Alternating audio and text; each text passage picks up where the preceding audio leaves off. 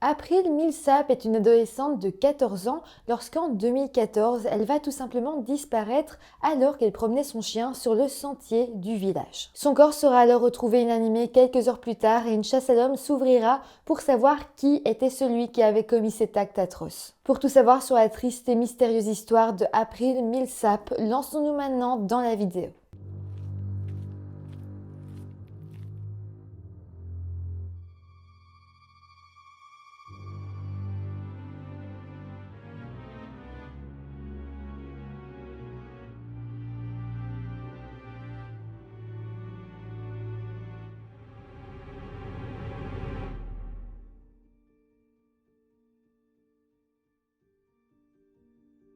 Hello tout le monde, j'espère que vous allez bien. Aujourd'hui, on se retrouve avec une histoire résolue, mais qui malgré tout, je trouve, vaut la peine d'être racontée. April n'avait que 14 ans lorsqu'il lui est arrivé cette terrible histoire et je trouve ça vraiment important d'en parler, qu'on ne l'oublie pas et aussi j'espère que cette histoire peut aussi servir à prévenir. Avant de commencer la vidéo, comme d'habitude, je vous rappelle de vous abonner à la chaîne si ce n'est pas encore fait. Et maintenant que tout ça est dit, lançons-nous dans la vidéo. April Millsap est née le 2 janvier 2000 dans le comté de Wise, en Virginie, aux États-Unis. Elle était la fille unique de ses parents, Jennifer et Bobby Millsap, mais lorsqu'elle était encore très jeune, ses parents ont décidé de se séparer. Suite à la séparation, Jennifer, donc sa maman, s'est remariée avec un certain David Lichtenfeld, qui deviendra alors son beau-père. Ensemble, ils ont déménagé dans la ville d'Armada, dans le Michigan, une petite ville pas très loin de Détroit. La famille était assez catholique, alors en 2010, April a fait sa communion et puis 2 ans plus tard, lorsqu'elle avait 12 ans, elle a fréquenté l'Armada Middle School, qui est en fait le collège public de sa ville. Là-bas, elle s'est fait pas mal d'amis qui la considéraient comme une fille toujours très optimiste et de plus, elle avait aussi un petit ami qui s'appelait Austin Albertson. En juin 2014, alors qu'April avait 14 ans, elle a obtenu son diplôme et était donc sur le point de rentrer au lycée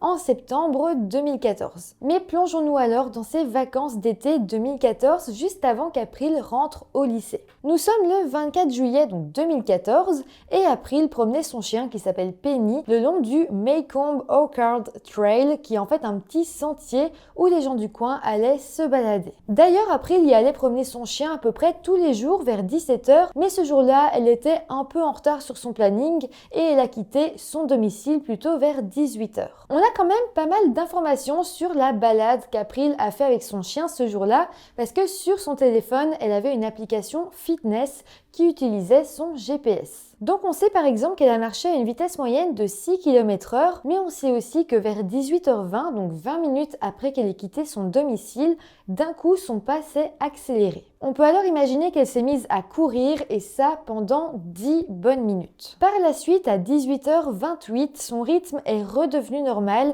et au même moment, elle a écrit à son petit ami Austin « J'ai failli me faire kidnapper, oh mon Dieu ». Le problème est qu'après ça, plus personne n'aura de nouvelles d'April. Vers 19h le même jour, un couple qui faisait du jogging autour du sentier a entendu un chien aboyer. Il s'agissait en fait de Penny, donc le chien d'April, qui semblait être totalement en panique. Il a alors dirigé le couple vers un petit chemin boisé hors du sentier et c'est là qu'ils vont faire la macabre découverte du corps d'une jeune fille qui semblait avoir été jetée au fond d'un petit fossé. Le couple a été immédiatement choqué par l'état du corps. La jeune fille dans le fossé était dans un état déplorable, du sang coulait encore de ses blessures, ça semblait être vraiment très récent, mais la pauvre semblait être déjà décédée. En fait, pour se rendre compte de la brutalité de la scène, il faut se dire que le couple, qui n'a quand même pas regardé ça pendant très longtemps, a directement compris que cette jeune fille avait été battue à mort. Ce couple appellera alors immédiatement le 911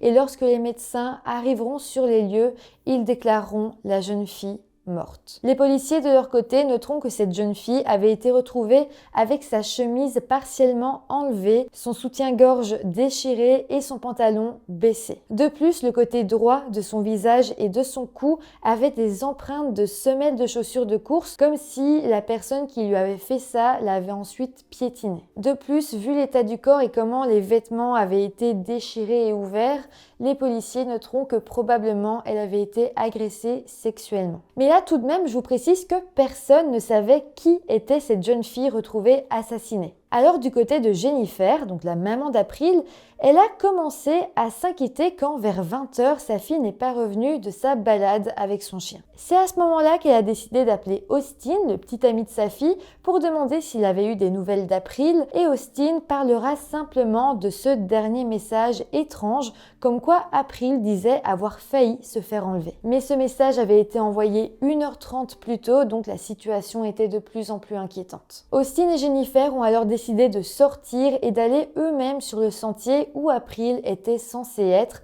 pour essayer de la retrouver. Ils se disaient que peut-être elle était tombée ou qu'il lui était arrivé quoi que ce soit et qu'elle avait tout simplement besoin d'aide. Mais arrivés dans la zone, Austin et Jennifer vont se retrouver au milieu des pompiers et des policiers. Jennifer va alors se présenter et dira qu'elle cherchait sa fille de 14 ans, April. Elle précisera alors que sa fille n'était pas rentrée chez elle depuis 2 heures et qu'elle était censée être sur ce chantier avec son chien. Elle présentera aussi Austin par la même occasion et dira aux policiers qu'il s'agissait du petit ami de sa fille. Malheureusement, les policiers vont immédiatement se dire que Jennifer devait être la mère de cette jeune fille retrouvée morte. Alors ils vont l'amener sur les lieux pour qu'elle puisse identifier le corps et elle confirmera en larmes qu'il s'agissait bien du corps de sa fille April. Jennifer sera ensuite interrogée à propos de sa fille et elle expliquera simplement que la dernière fois qu'elle avait vu April, elle avait quitté le domicile avec son téléphone et son sac à dos. Les chiens des policiers ont alors cherché après les objets personnels d'April et ils finiront par retrouver son sac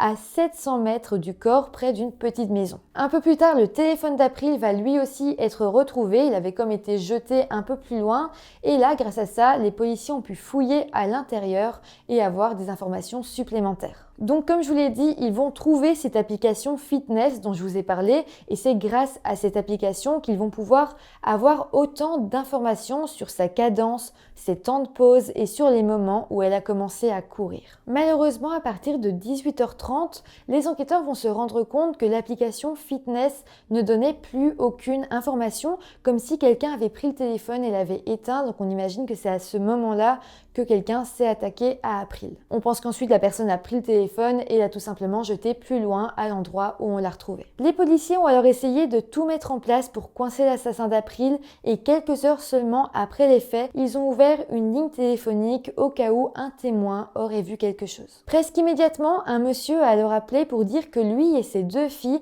avaient vu April sur le sentier vers 18h20 le jour du meurtre en train de parler à un homme qui était sur une moto bleue et blanche. Le témoin dira qu'il était bel et bien sûr que cette fille était April car elle était une camarade de classe de ses filles, donc clairement il ne pouvait pas se tromper. Une autre femme appellera cette ligne téléphonique et expliquera que elle aussi avait vu April lorsqu'elle se baladait avec sa fille sur le sentier à peu près au même moment ce jour-là, donc vers 18h20. Elle avait vu une adolescente avec un chien noir et blanc avec un homme sur une moto. Elle décrira vaguement l'homme et dira qu'il portait un casque noir. Cette femme dira ensuite que quelques minutes plus tard, lorsqu'elle a fait demi-tour sur le chemin, elle avait revu la moto garée sur le bord de la route. Par contre, cette fois, il y avait juste la moto, l'homme n'était plus là, le chien n'était plus là et April n'était plus là non plus. Cette même témoin dira que quelques minutes plus tard, elle a fait une pause avec sa fille, elles sont restées au même endroit pour discuter et c'est à ce moment-là qu'elle a aperçu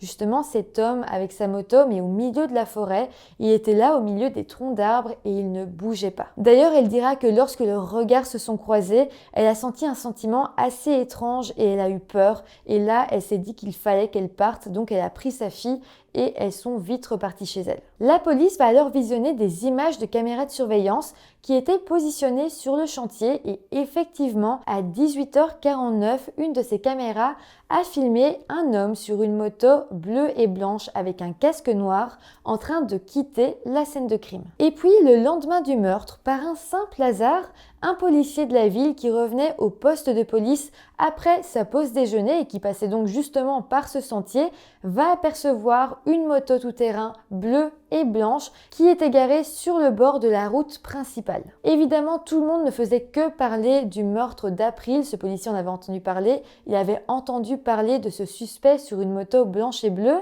Donc, en la voyant, il s'est dit « je vais quand même la prendre en photo » au cas où pour la montrer à mes collègues. En arrivant au poste de police, il va alors montrer les photos à ses collègues qui confirmeront qu'il s'agissait bel et bien de la moto aperçue sur les caméras de surveillance. De plus, les photos seront montrées aux témoins qui confirmeront que cette moto était bel et bien celle de l'homme qu'ils avaient vu avec April. Les enquêteurs vont alors entrer la plaque d'immatriculation dans leur système et ils apprendront que la moto était enregistrée au nom d'un certain James Van Callis, un homme âgé de 32 ans, mais par contre ça j'y reviendrai un petit peu plus tard, vous allez voir. Avant tout, je vais quand même en revenir à April parce que son corps va bien évidemment être autopsié et on va apprendre plusieurs choses. Déjà, on se rend compte que le but de son assassin était de l'agresser sexuellement, mais on se rend compte aussi qu'il n'y est jamais arrivé. De plus, April avait subi au moins 48 blessures, principalement à la tête et au cou. D'ailleurs, la cause du décès sera à la fois un traumatisme crânien créé par un objet contendant,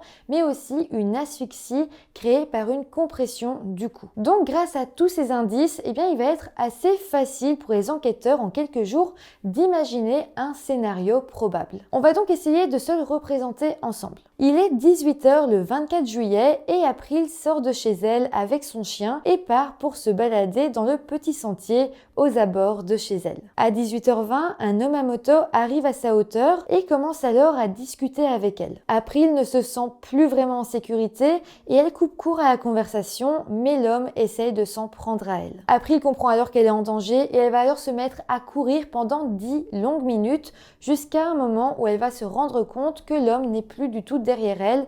Elle se rend compte qu'elle l'a semé. À 18h28, April s'est alors calmée et c'est là qu'elle va envoyer un message à son petit ami Austin pour lui dire qu'elle venait d'échapper à une tentative de kidnapping. Après ça, April aurait donc continué sa route totalement normalement, mais cet homme sur sa moto, lui, n'aurait pas abandonné et de ce qu'on pense, il aurait fait tout un tour pour ensuite prendre April en embuscade par l'arrière. Une fois qu'il aurait pu la maîtriser, il l'aurait alors emmenée dans une zone boisée près de là où son corps a été retrouvé et il aurait alors tenté de l'agresser sexuellement. On pense qu'April se serait alors débattue, ce qui aurait pu énerver son agresseur qui l'aurait battu à l'aide de son casque de moto. Ce serait donc ça qui aurait alors causé le traumatisme crânien. Et puis, il l'aurait piétiné et finalement étranglé, ce qui aurait causé la mort d'April. Suite à ça, en voyant que April était décédée, l'homme aurait paniqué et aurait jeté April au fond du petit fossé qu'il y avait juste à côté. Et puis ensuite, il aurait pris ses quelques affaires et aurait été les jeter plus loin, histoire de semer le doute pour les futurs enquêteurs. On n'est pas sûr de cette version des faits, mais disons qu'avec tous les indices qu'on a,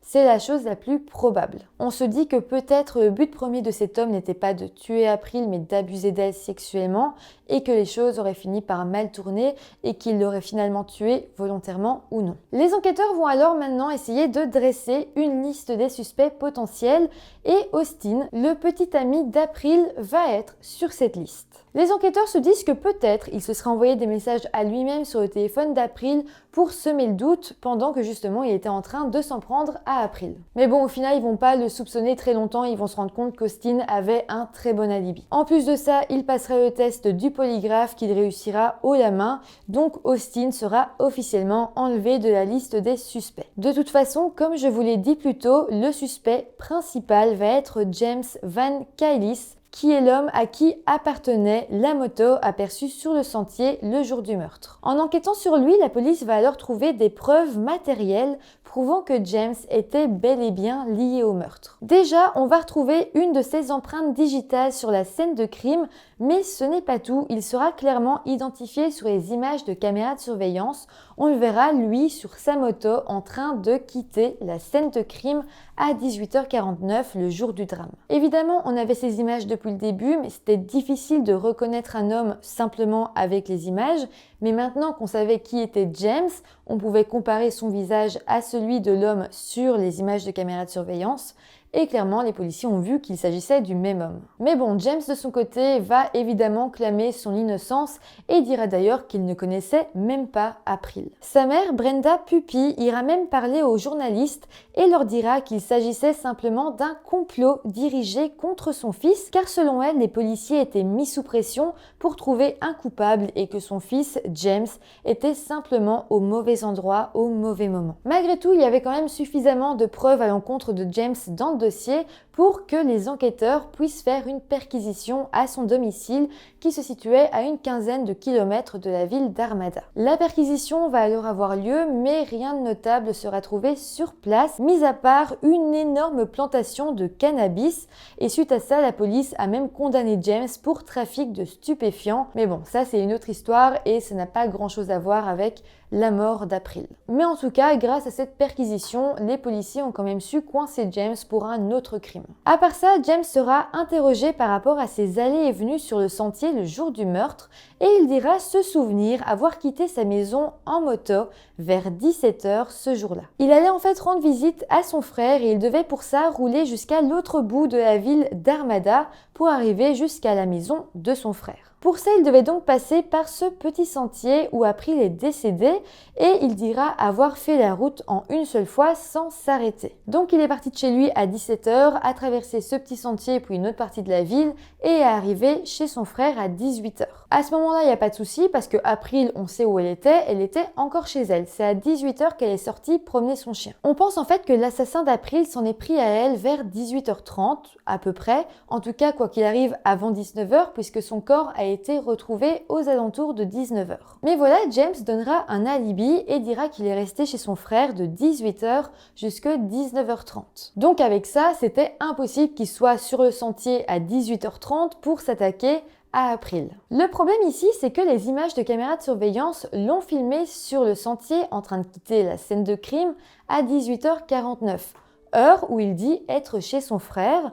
Donc rien qu'avec ça, on sait qu'il ment. Mais bon, les policiers vont pas tout de suite le confronter, ils vont continuer à l'interroger normalement. Ils vont d'ailleurs lui demander le type de chaussures qu'il portait ce jour-là, parce que rappelez-vous, des traces de semelles ont été retrouvées sur le visage d'April. James dira alors avoir porté une paire de chaussures du type tennis de la marque K-Swiss. Mais si ces chaussures sont bel et bien celles que James portait, on se rend compte que les empreintes de ces chaussures ne sont pas celles qui ont été retrouvées sur le visage d'April. Donc là, selon les enquêteurs, il est possible que James ait menti sur la paire de chaussures qu'il portait ce jour-là. À ce moment-là, on se dit que sans doute, il a pu se débarrasser des chaussures, qu'il les a brûlées, qu'il les a détruites, qu'il les a envoyées à la décharge, voilà, mais qui en tout cas, qui s'en est débarrassé et qu'à la place, il explique qu'il a mis une autre paire de chaussures. En fait, les empreintes que les enquêteurs avaient retrouvées sur le visage d'April étaient des empreintes de chaussures de la marque Nike de la collection Air Flight. James disait ne jamais avoir possédé ce type de chaussures et c'est vrai que pendant la perquisition à son domicile,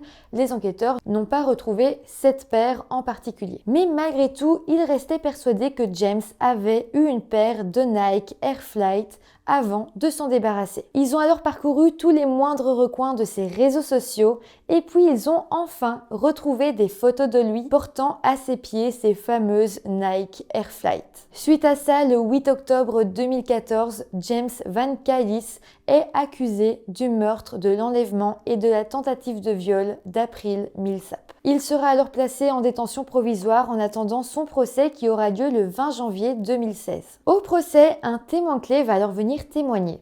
Il s'agissait de Crystal Stadler, la petite amie de James qui avait en fait été témoin de beaucoup de choses, mais qui n'avait jamais rien osé dire avant l'arrestation de James par peur qu'il ne s'en prenne à elle par la suite. Donc là, Crystal va venir témoigner à la barre et elle va expliquer qu'elle habitait à l'époque avec James et qu'elle était au domicile le soir du meurtre. Elle dirait que ce soir-là, elle a vu James rentrer, qu'il était comme en panique et qu'il a directement enlevé ses chaussures et les a lavées dans l'évier. Après ça, elle a vu James se débarrasser de ses chaussures, puis le lendemain, il s'est fait interpeller par la police et elle l'a vu avoir un comportement totalement différent avec les policiers et dire qu'il ne savait pas du tout ce qui s'était passé. Au fil des mois, elle a vu son petit ami mentir encore et encore aux policiers, dire qu'il n'avait jamais eu cette paire de chaussures alors qu'elle-même l'avait vu en train de s'en débarrasser.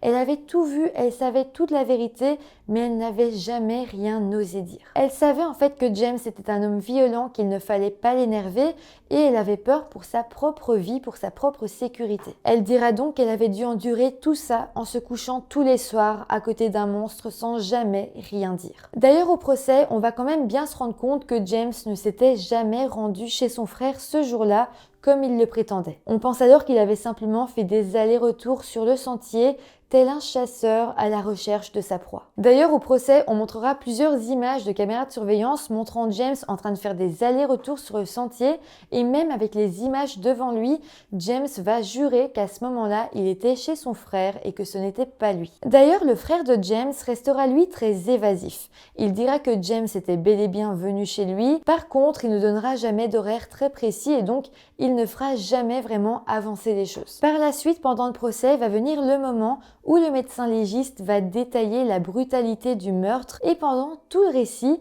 James va rester assis, sans émotion et va regarder presque attentivement chaque photo qui sera projetée sans montrer la moindre gêne. Finalement, le 20 février 2016, le jury a déclaré James Van Callis coupable de meurtre au premier degré, d'enlèvement et d'intention de viol. Il sera alors condamné à la prison à perpétuité et il sera envoyé dans l'établissement correctionnel du comté de Chippewa dans le Michigan. Malheureusement, étant donné que James a décidé de ne pas parler de ce qui s'était passé et de pourquoi il avait commis le meurtre, la famille d'April restera malgré tout toujours dans le flou et ils ne pourront jamais vraiment reconstituer tout ce qui s'est produit ce jour-là. C'est vraiment triste parce qu'il y a d'autres histoires que je vous raconte parfois où je vous dis que oui, c'est un cold case, mais au final, on sait exactement ce qui s'est passé.